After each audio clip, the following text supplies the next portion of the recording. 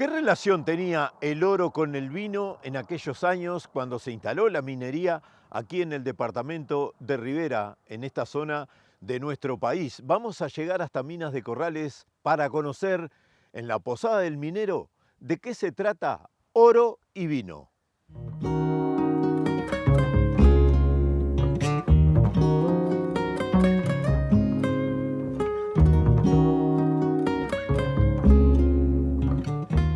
El oro y vino surge cuando nos pusimos a pensar qué hay después de la minería, qué hay después de la fiebre del oro, qué pasa con todos esos mineros que ciertamente la fiebre del oro tiene que ver con una efervescencia y con una esperanza que después termina en un fracaso, como en todo el mundo.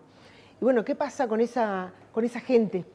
Y ahí fue que empezamos a investigar. Tenemos la enorme suerte de contar con Ana, que es sommelier.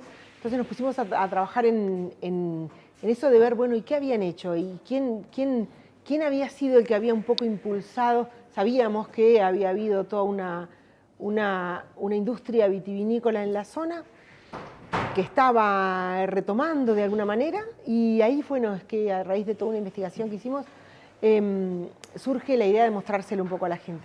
Nosotros además ya teníamos la impronta en la posada de trabajar solo con vinos locales. Locales me refiero a la región, ¿no? Y entonces venía era como que salía solo, porque era el enrabar una cosa con la otra y la oportunidad de hablar de todos esos vinos muy buenos que hay en la región y que nosotros le ofrecíamos acá a los turistas.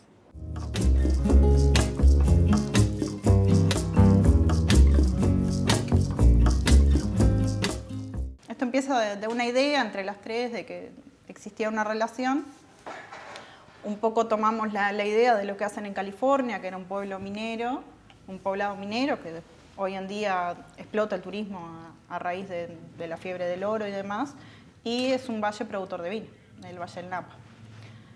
Entonces aquí en Minas de Corrales y en el mundo ocurrió la fiebre del oro. Lo que hacemos es ver cada uno de esos puntos que sí hubo relación entre la fiebre del oro y cómo la fiebre del oro contribuyó al desarrollo de la industria vitivinícola. Mi pregunta ahí siempre es, ¿qué relación se les ocurre que puede tener?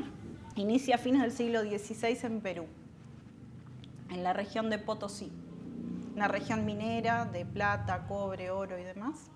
Allí estaba la corona española y había muchísimo capital circundante en esa época, mucha plata. Entonces ellos consumían pan, vino, ¿sí?, en grandes cantidades. Y por supuesto que joyas y todo lo demás. Parte de ese vino que producía Perú en ese momento era un país, era de los países en América del Sur que mayor productor de vino, que más producía vino. Hoy en día no es así, ¿no? Ha cambiado mucho. Pero en ese entonces sí, tenía grandes haciendas, que son lo que para nosotros hoy serían bodegas, y producían mucha uva, y a raíz de eso vino. Pero parte de ese vino lo usaban como pago del salario.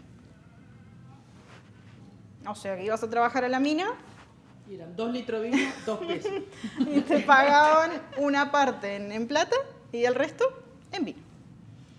Y tal era así que la frase que ellos decían, los mineros, era: no existe minería sin vino.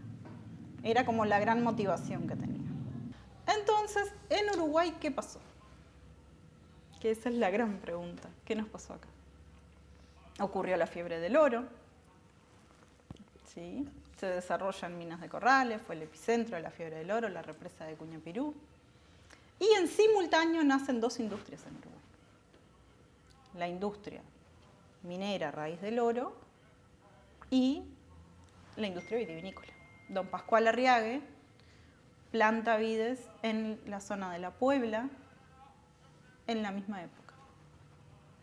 ¿Sí? Y después, un sobrino nieto, o sea, Arriague, Pascual Arriague, si tenés algún abuelo o algún familiar que tenga algunos años más, le decís Arriague y ¿qué te dice? Yo tomé Arriague, yo conozco la Arriague, había una parra de Arriague en el fondo de mi casa, todos te dicen. Existía la Arriague tinta y la Arriague blanca. Bueno, pues lo que ocurrió acá particularmente es que se desarrolla la fiebre del oro y demás, en simultáneo en Uruguay empieza a crecer la plantación de Arriague, tuvo más de 200 hectáreas, se expande a distintas partes de Uruguay. Y aquí en Minas de Corrales, algunos años después, llega la inmigración. O sea, la inmigración se instala en ese momento, pero la que influyó más en la industria del vino acá fue la española. Antes de eso, con la fiebre del oro vinieron italianos, franceses, los que se asentaron en el pueblo, digamos, en la zona y en la zona rural también, fueron los españoles que se quedaron. Esos españoles venían de lugares como León, como Santander. En su mayoría son personas que se vinieron para no ir a la guerra, ¿sí? Y tuvieron que hacerse de cero en Uruguay. La primera bodega que hubo acá en la región fue en la década creo que fue no me acuerdo exactamente el año, pero creo que fue en el 36, algo así, en Cerros de la Calera. Fue anterior a Cerros de Oro. Inicialmente se llamaba La Blanca, Viñedos La Blanca, en homenaje a la hija, a la primogénita. Después el hijo de Lucho, Luis Alonso, va a estudiar perito agrónomo en la zona de Canelones, en la escuela de Jackson Bay. Y cuando se recibe se viene a Cerros de la Calera y el padre le dice que se haga cargo de la bodega. Ahí, en homenaje al origen del papá de Santander, le pone la santanderina. Y empieza toda una reconversión. Bueno, fue la mejor etapa de la bodega, fue con él a cargo.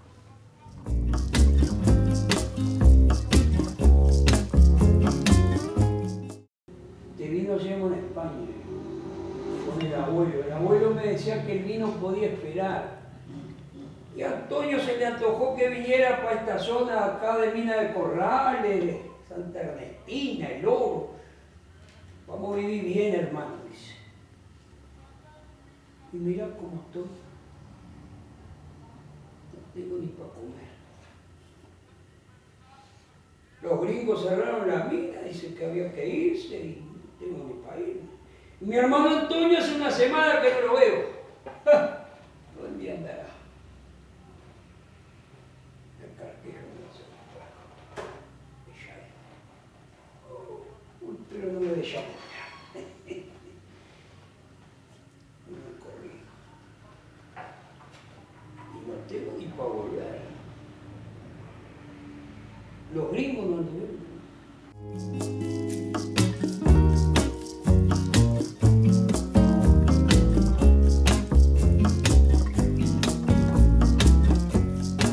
Lo que vamos a probar ahora es el vino Albariño Naranjo de la bodega Cerros de Oro, es la bodega local.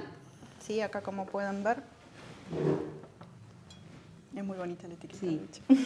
Y este vino se llama Naranjo porque es un vino blanco que se vinifica, se elabora como vino tinto, con la cáscara. Normalmente el vino blanco no se elabora con la cáscara. Eso es lo que le aporta el color.